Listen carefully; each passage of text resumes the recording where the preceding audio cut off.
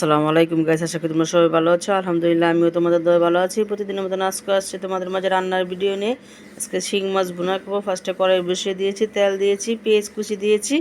এই পেঁয়াজটাকে দেখো নেড়ে ছেড়ে দিব। পেঁয়াজটাকে ভালো করে একটু ভেজে নিব। তো দেখো পেঁয়াজটাকে ভেজে নিয়েছি, অল্প করে পানি দিয়ে দিব আমি 1 চামচ হলুদের ফাঁকি, 1 চামচ মরিচের ফাঁকি, পরিমাণ মতন লবণ, পরিমাণ মতন আদা রসুনের পেস্ট দিয়ে ভালো মতন মশলাটা কষিয়ে নিব।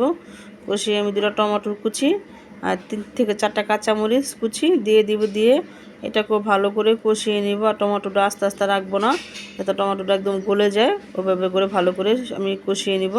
তো দেখো একটু নেড়ে ছেড়ে দিয়েছি, একটু পানি দিয়ে ঢাকা দিয়ে ঢেকে দিয়েছি। তো দেখো ভালো করে আমি কষিয়ে নিয়েছি। আর শিং মাছটা আগে থেকে কেটে দিয়ে কষিয়ে করে নিয়েছি। এটা দেশি শিং মাছ, তোমাদের ভাইয়া 3 কেজি শিং মাছ আনছে, দেশি শিং মাছ। তো দেখো শিং মাছটা দিয়ে আমি ভালো করে শিং মাছটাকে কষিয়ে নিব।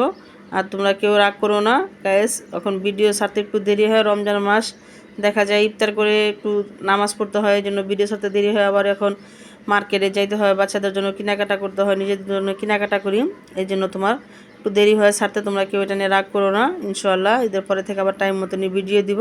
তো দেখো শিং মাছটা ভালো করে কষিয়ে নিয়েছি, জলের পানি দিয়েছি, প্রায় হয়ে গেছে।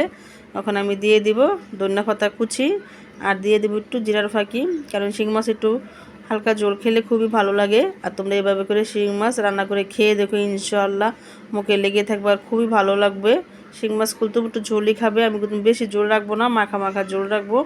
এই তো দেখো আমার শিং মাছ রান্না কুতুম হয়ে গেছে, তোমাদেরকে আমি নেড়ে চেড়ে দেখিয়ে দিয়েছি। এই তো দেখো আমি শিং মাছটা নামিয়ে নিয়েছি। শিং মাছের রেসিপি যদি তোমাদের ভালো লাগে লাইক কমেন্ট শেয়ার করো। আল্লাহ হাফেজ।